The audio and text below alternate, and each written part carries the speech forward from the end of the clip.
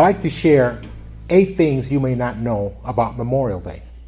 Number 1, Memorial Day and its tradition may have ancient roots. Romans used to honor their fallen soldiers. Number 2, one of the earliest commemoration was organized by recently freed slaves. Free slaves in South Carolina paid tribute to both Union and Confederate soldiers with proper burial. Number 3, the holiday's founder had a long and distinguished military career. General Logan was a Civil War hero for the Union. Number 4, General Logan probably adopted the idea from early events in the South. Southern women's organizations remember soldiers from Civil War. Number 5, Memorial Day became a federal holiday in 1971. Number 6, it was a long road from Decoration Day, as it used to be called, to the official Memorial Day that we now celebrate. Number 7, more than 20 towns claim to be the holiday's birthplace, but only one has the federal recognition, Carbondale, Illinois. Number 8, Memorial Day traditions have evolved over the year. Flags should be lowered at half-staff until noon, and it also signals the beginning of the summer season. Memorial Day is a time of remembrance, a time of forgiveness, a time of hope. A hope that one day there will be no need for violence overseas.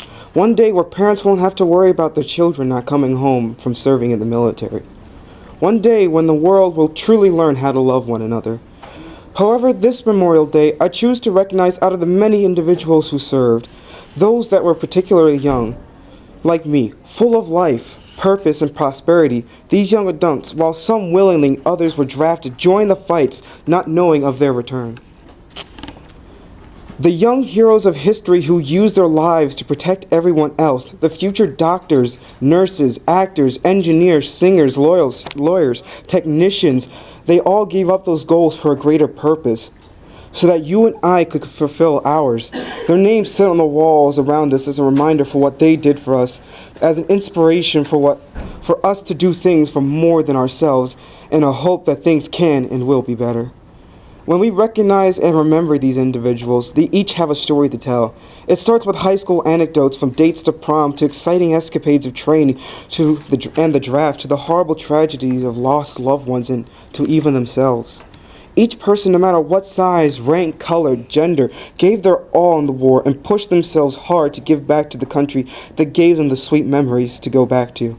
On the hard nights, the cold nights, or even just the sad nights.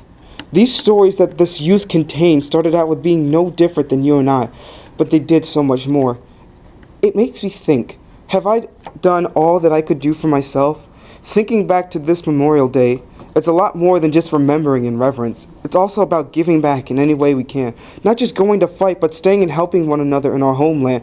Guns and fighting won't lead to world peace, but we can spread love while we're all still at home and create an opportunity where we wouldn't have to mourn and for those who died and served, but celebrate for those who simply gave back and never stopped giving.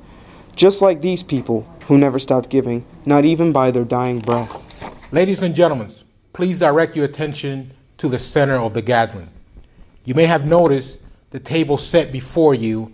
It is filled with symbolism. I will explain. The table is set for our prisoners of war and those missing in action from all wards. They are not with us today. Their chairs are empty, but saved for the hope return. Let us remember their absence. Let us remember the United States Air Force. Let us remember the United States Army. Let us remember the United States Navy. Let us remember the United States Marine Corps. Let us remember the men and women, prisoners of all war, from all branches of service that are too often forgotten. Let us remember them.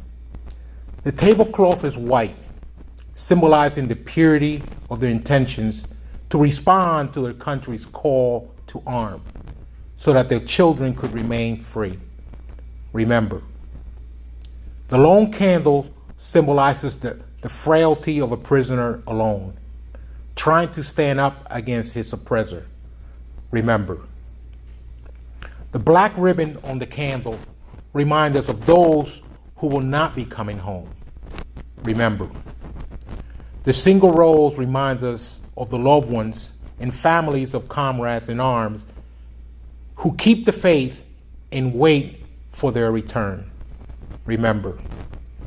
A slice of lemon is on the bread plate to remind us of their bitter fate. If we do not bring them home, remember. There is salt in the plate, symbolic of the family's tears as they wait and remember.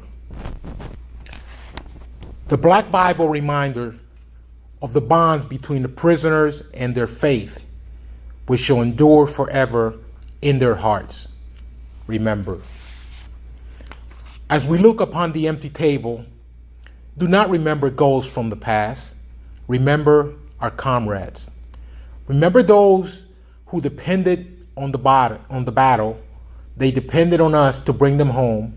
Remember our friends. They are the loved ones we love, who love freedom as we do. They will remember what we do. Please honor them and remember them.